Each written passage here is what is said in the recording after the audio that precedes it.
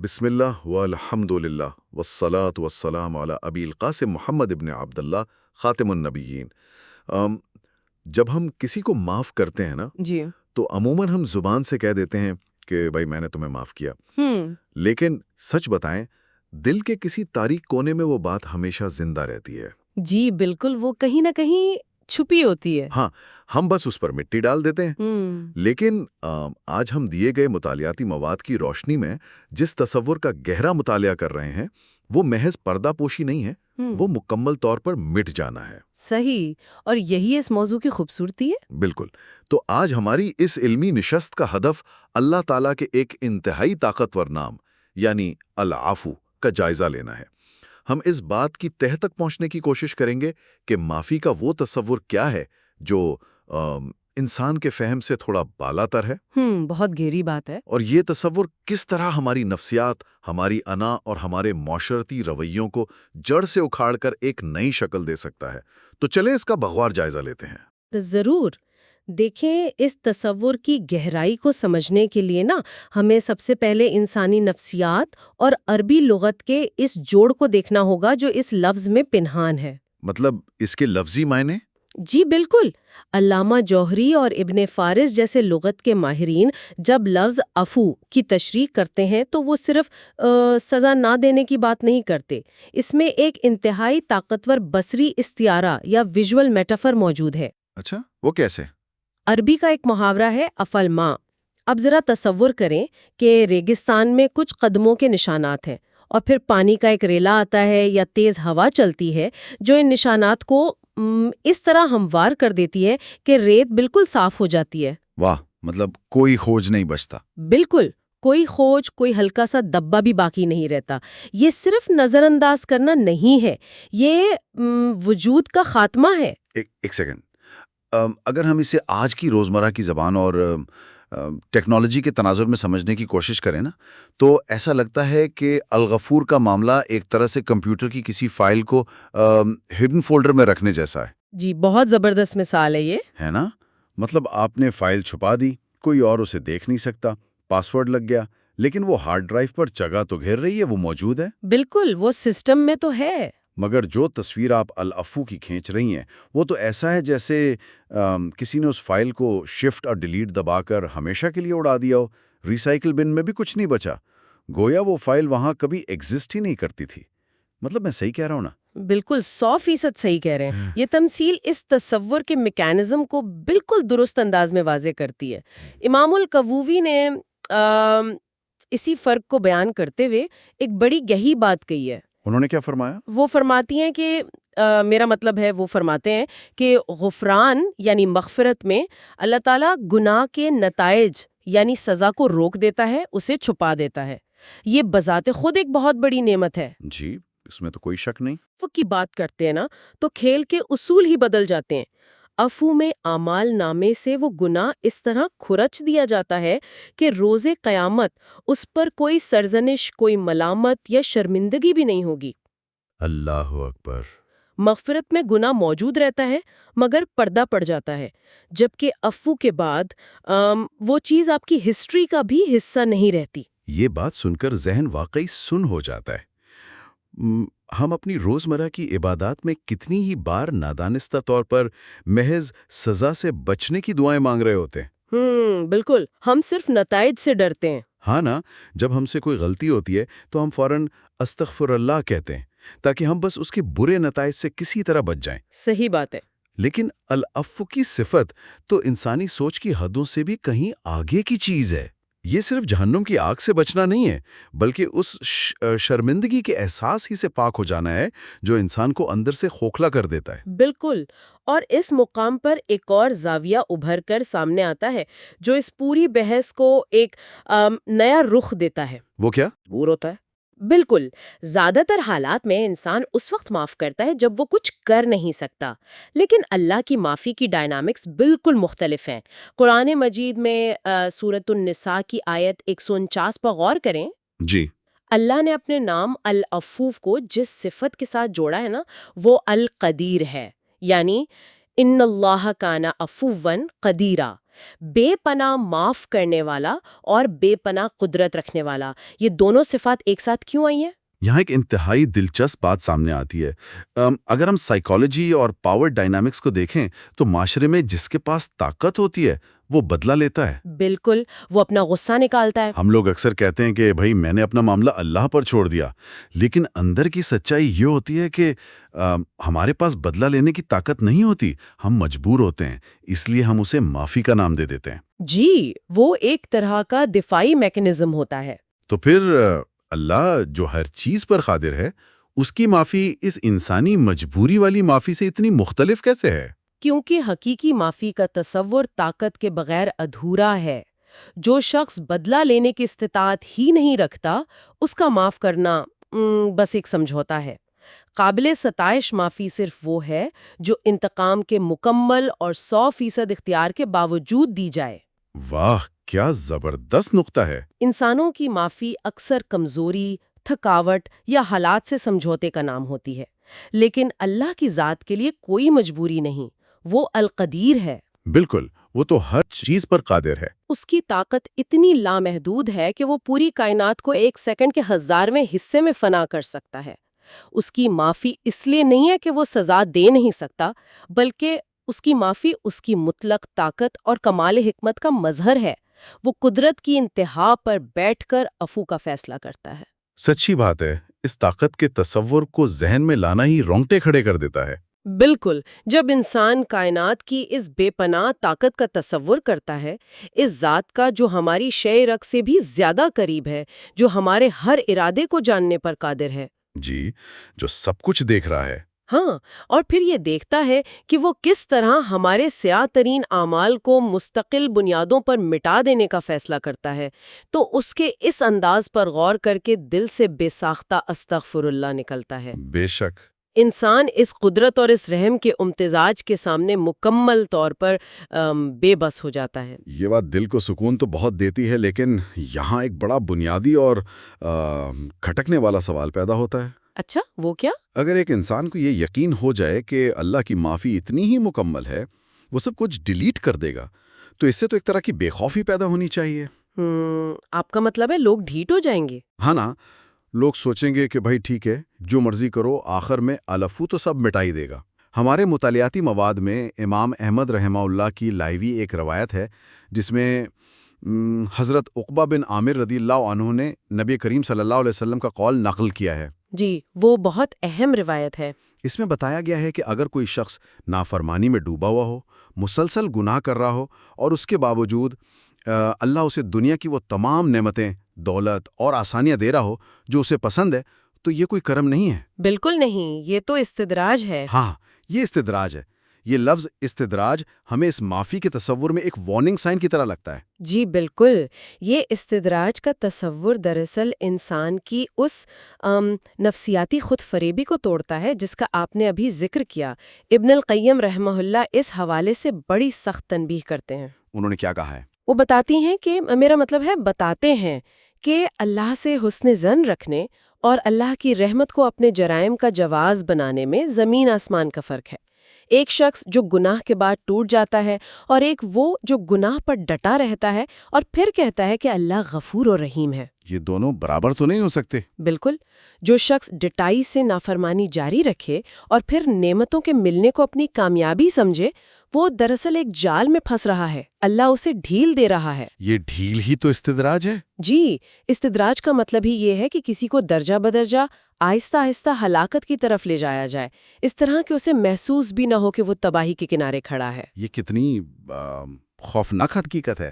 جب ہم آج کے معاشرے میں دیکھتے ہیں کہ لوگ فراڈ کر رہے ہیں، دوسروں کی حق تلفی کر رہے ہیں، اور پھر ان کے کاروبار بھی چمک رہے ہیں، اور وہ فخر سے بتاتے بھی ہیں۔ ہاں، تو وہ بڑی رونق سے کہتے ہیں کہ بھئی اگر ہم غلط ہوتے تو اللہ ہمیں اتنا کیوں نوازتا۔ اس خود فریبی کو دیکھ کر خوف کے مارے زبان پر استغفر اللہ آ جاتا ہے۔ بالکل، یہ بہت ڈرا دینے والی بات ہے۔ یہ احساس لرزاں دیتا ہے کہ کہیں وہ مسلسل ملنے والی کامیابیاں دراصل کوئی امتحان یا اس سے بھی بدتر کوئی ڈھیل تو نہیں ہے۔ اور یہی تو وہ مقام ہے جہاں ایک باشعور انسان اپنا جائزہ لیتا ہے۔ ایک سچا مومن مغرور ہونے کے بجائے ہر نعمت پر اپنا کڑا احتساب کرتا ہے۔ صحیح۔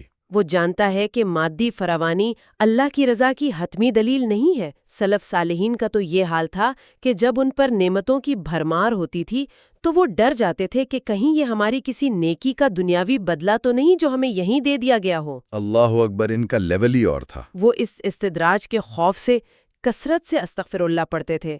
ان کا فوکس اس بات پر نہیں تھا کہ انہیں کیا مل رہا ہے، بلکہ اس بات پر تھا کہ ان کا اندرونی حال کیا ہے۔ اس ساری تھیوری اور عقیدے کو سمجھنے کے بعد اب اگر ہم اس کا رخ انسانی رشتوں کی طرف موڑے نا تو اصل امتحان شروع ہوتا ہے۔ جی، پریکٹیکل لائف میں بالکل۔ اگر ہمارا خالق ہمارے لیے العفو ہے تو پھر انسانوں کو آپس میں کیسا رویہ اختیار کرنا چاہیے؟ یہ تو ہم سب جانتے ہیں کہ بدلے کی آگ انسان کو اندر سے جلا دیتی ہے، لیکن معاف کرنا بھی تو آسان نہیں ہے نا؟ اس سوال کا جواب ہمیں سورۃ النور کے اس پس منظر میں ملتا ہے جو سیدنا ابو بکر صدیق رضی اللہ عنہ اور مصطح رضی اللہ عنہ کے درمیان پیش آیا۔ جی، واقعہ افک کے دوران۔ بالکل، یہ صرف ایک تاریخی واقعہ نہیں ہے، یہ انسانی نفسیات اور انا کا سب سے بڑا ٹیسٹ کیس ہے۔ مصطح حضرت ابو بکر کے رشتہ دار تھے، غریب تھے، اور حضرت ابو بکر ان کے تمام اخراجات اٹھاتے تھے۔ ہاں، وہ ان کی کفالت کرتے تھے۔ لیکن جب حضرت عائشہ رضی اللہ عنہا پر تہمت لگی، جو کہ مدینے کا سب سے بڑا بحران تھا، تو اس تہمت کو پھیلانے والوں میں مصطح بھی شامل ہو گئے۔ ذرا اس درد کی شدت کو محسوس کریں۔ تو اس سب کا اصل مطلب کیا ہے؟ پریکٹیکلی سوچیں، یہ کوئی عام بات نہیں ہے۔ ایک باپ کے لیے اس سے بڑی اذیت کیا ہو سکتی ہے کہ اس کی پاک دامن بیٹی پر کیچڑ اچھالا جائے؟ بالکل، اور وہ بھی اس شخص کی طرف سے جس پر آپ نے احسان کیا ہو۔ ہاں نا، جس کے گھر کا چولہا آپ کے پیسوں سے جلتا ہو، یہ تو احسان فراموشی کی انتہا ہے۔ اور اسی لیے جب اللہ کی طرف سے برات نازل ہوئی تو حضرت ابو بکر نے قسم کھا لی کہ وہ اب مصطح پر ایک پائی خرچ نہیں کریں گے۔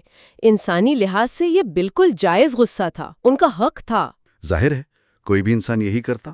لیکن پھر اللہ نے قرآن مجید میں وہ آیات نازل کیں جنہوں نے قیامت تک کے لیے معافی کا معیار مقرر کر دیا۔ اللہ نے فرمایا وَلْيَعْفُوا وَلْيَصْفَحُوا أَلَا تُحِبُّونَ أَن يَغْفِرَ اللَّهُ لَكُمْ۔ سبحان اللہ۔ یعنی کیا تم معاف نہیں کرو گے اور درگزر نہیں کرو گے؟ کیا تم نہیں چاہتے کہ اللہ تمہیں معاف کر دے؟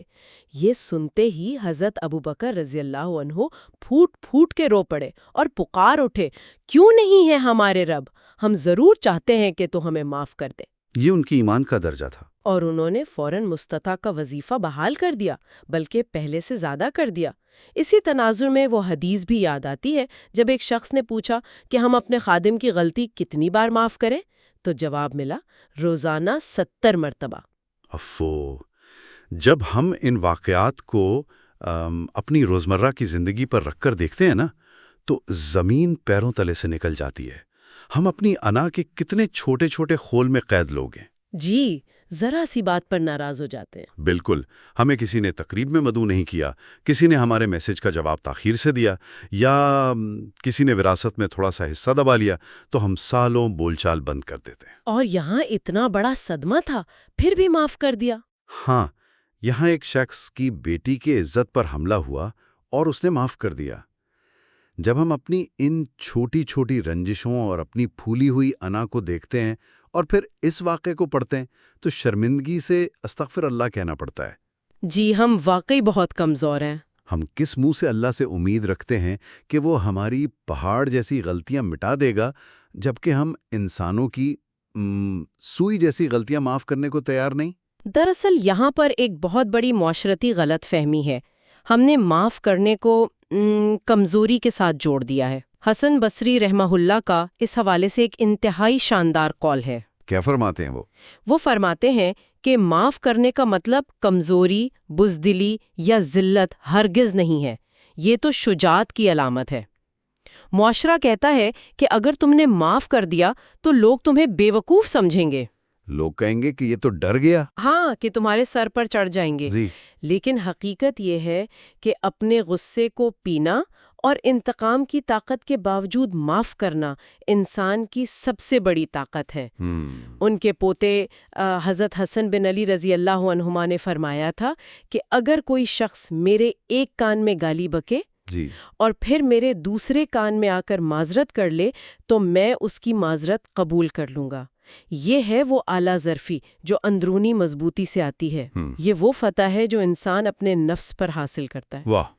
اور اگر انسانی تاریخ میں اس اعلیٰ ظرفی اور عفو درگزر کی سب سے کامل، سب سے پرفیکٹ مثالیں تلاش کی جائے نا، تو وہ سیرت النبی صلی اللہ علیہ وسلم میں ملتی ہیں۔ بلا شبہ وہاں تو ایسی مثالیں بھری پڑی ہیں۔ مطالعاتی مواد میں رسول اللہ صلی اللہ علیہ وسلم کی زندگی کے ایسے حیران کن واقعات ہیں جو انسانی فہم کو چیلنج کرتے ہیں، جیسے غورز بن الحارث والا واقعہ۔ جی، وہ دیہاتی۔ ہاں، وہ دیہاتی جو ننگی تلوار لے کر سوتے ہوئے نبی صلی اللہ علیہ وسلم کے سر پر آ کھڑا ہوا تھا۔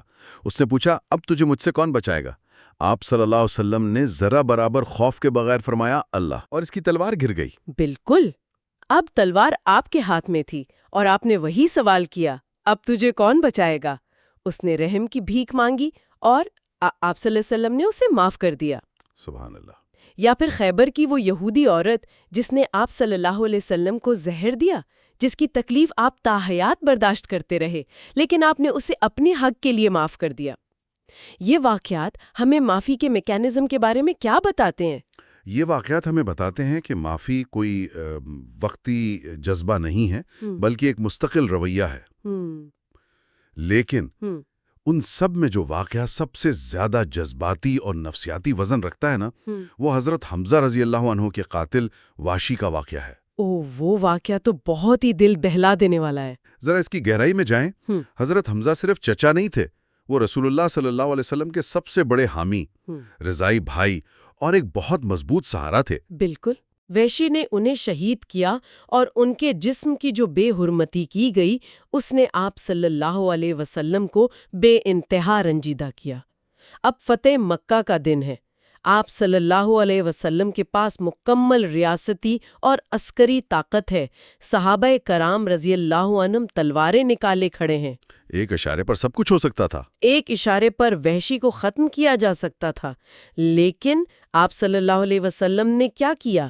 آپ نے اپنی تمام تر بشری تکلیف کو، اپنے خاندانی دکھ کو صرف اللہ کی رضا کے لیے ایک طرف رکھ دیا اور اسے معاف کر دیا۔ اللہ اکبر۔ صرف اتنا کہا کہ میرے سامنے نہ آنا کیونکہ تمہیں دیکھ کر چچا یاد آتے ہیں۔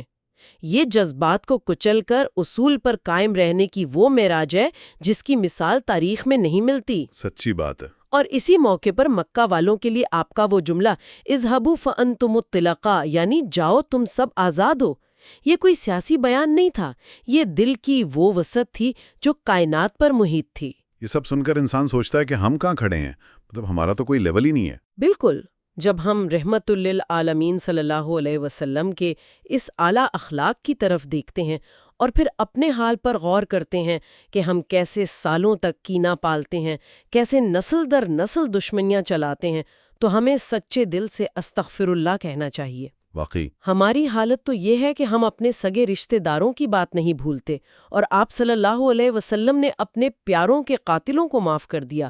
یہ ہمارے لیے بہت بڑا سوالیہ نشان ہے۔ یہ کسک اور یہ خلش یقیناً ہر اس شخص کے دل میں پیدا ہوتی ہے جو ان واقعات کو سنتا ہے، لیکن سوال یہ ہے کہ ہم اپنے دل کو اس سطح تک صاف کیسے کریں؟ یہ بہت اہم سوال ہے۔ وہ کیا پریکٹیکل اقدامات ہیں جن سے ہم اپنے اندر موجود اس زہریلی انا اور بغض کو ختم کر سکتے ہیں؟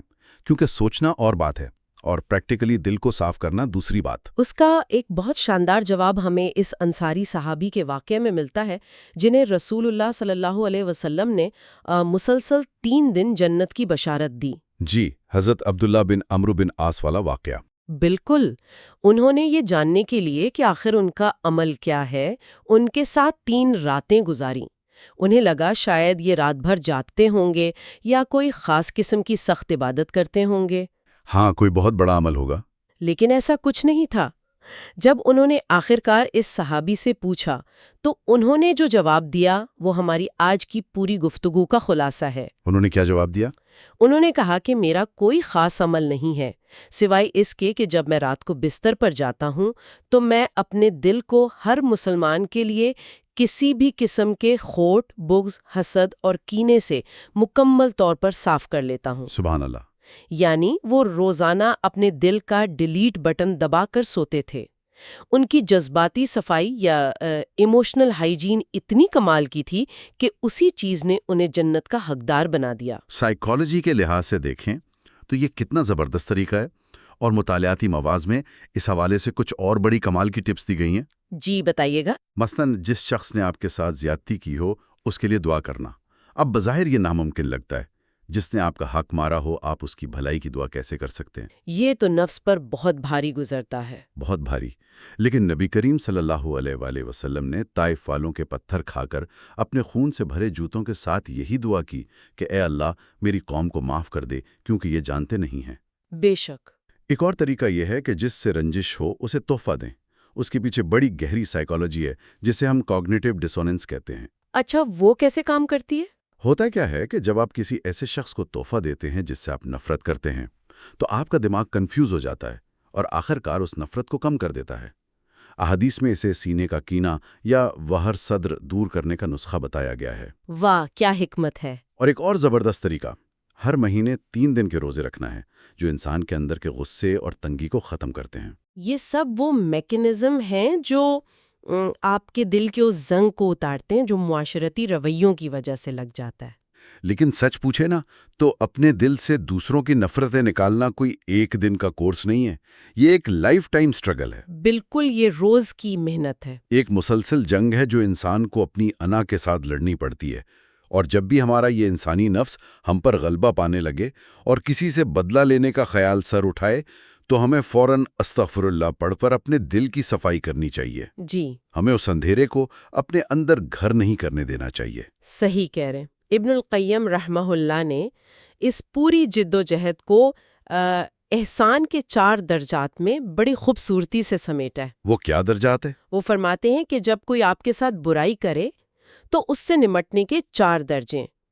پہلا یہ کہ آپ اپنا غصہ پی جائیں اور اسے معاف کر دیں، یہ شروعات ہے۔ ٹھیک ہے۔ دوسرا درجہ جو اس سے مشکل ہے وہ یہ کہ آپ اس شخص کے لیے اللہ سے بخشش مانگیں، یعنی اس کی روحانی بھلائی چاہیں۔ تیسرا درجہ، آپ اس شخص کی غلطی کا کوئی عذر تلاش کریں کہ شاید وہ کسی مجبوری یا غلط فہمی کا شکار تھا۔ یہ تو اور بھی مشکل ہے۔ اور چوتھا اور سب سے اعلیٰ درجہ یہ کہ آپ ان سب کے باوجود اس شخص کے ساتھ احسان، شفقت اور محبت سے پیش آئیں۔ جو انسان اس چوتھے درجے تک پہنچ جاتا ہے نا، وہ دراصل اس زمینی انا سے آزاد ہو کر ایک بہت بلند مقام پر پہنچ جاتا ہے۔ اور یہ ساری جدوجہد، یہ ساری قربانی اور انا کو کچلنے کا عمل آخرکار ہمیں کہاں لے جاتا ہے؟ اس کا حتمی مقصد کیا ہے؟ اس کا مقصد؟ یقیناً وہ مقصد اللہ کی بخشش اور عفو کا حصول ہے۔ ہماری تمام تر بحث کا رخ اسی منزل کی طرف ہے۔ بالکل، اور اس منزل کی حصول کا سب سے بڑا موقع سال کی سب سے افضل رات یعنی لیلۃ القدر ہوتی ہے۔ آپ غور کریں کہ رسول اللہ صلی اللہ علیہ وسلم نے حضرت عائشہ رضی اللہ عنہا کو اس رات کے لیے جو دعا سکھائی وہ کتنی جامع ہے۔ جی، آپ صلی اللہ علیہ وآلہ وسلم نے فرمایا، اللہم انکا عفو تحب العفو فاعف عنی۔ اے اللہ، بے شک تو معاف کرنے والا ہے، تو معافی کو پسند کرتا ہے، پس مجھے معاف فرما دے۔ سبحان اللہ۔ اس دعا کے الفاظ دیکھیں، انسان اللہ کے سامنے یہ تسلیم کر رہا ہے کہ یا اللہ تیری صفت العفو ہے اور تجھے معاف کرنا پسند ہے، تو مجھ کمزور پر بھی یہی صفت اپلائی کر دے۔ اور یاد رکھیں، جو انسان دنیا میں اللہ کی اس پسندیدہ صفت کو اپنے اندر پیدا کر لیتا ہے اور لوگوں کی غلطیاں ڈیلیٹ کرنا شروع کر دیتا ہے، تو اس کے ساتھ کیا ہوتا ہے؟ تو اللہ تعالیٰ روز قیامت اس کے ساتھ اس کے اس عمل سے کہیں بڑھ کر معاملہ فرماتا ہے۔ تو آج کے اس گہرے مطالعے کے اختتام پر ہم ایک ایسا فکری سوال چھوڑے جا رہے ہیں جو ہمیں اپنے گریبانوں میں جھانکنے پر مجبور کر دے گا۔ بالکل۔ اگر ہم روز قیامت اللہ تعالیٰ سے یہ امید رکھتے ہیں کہ وہ ہمارے اعمال نامے سے، ہماری ہسٹری سے، ہماری تمام شرمناک غلطیوں کو ہمیشہ کے لیے مکمل طور پر ڈیلیٹ کر دے گا، تو آج ہمیں اپنے دل کی کتاب سے کن لوگوں کی غلطیوں کو ڈیلیٹ کرنے کی ضرورت ہے؟ کون ہیں وہ لوگ جن کی فائلیں ہم نے اپنے سینے میں دبا کر رکھی ہیں؟ اس پر ضرور غور کیجیے گا۔ ھذا ما عندی واللہ ورسولہ اعلم بالصواب۔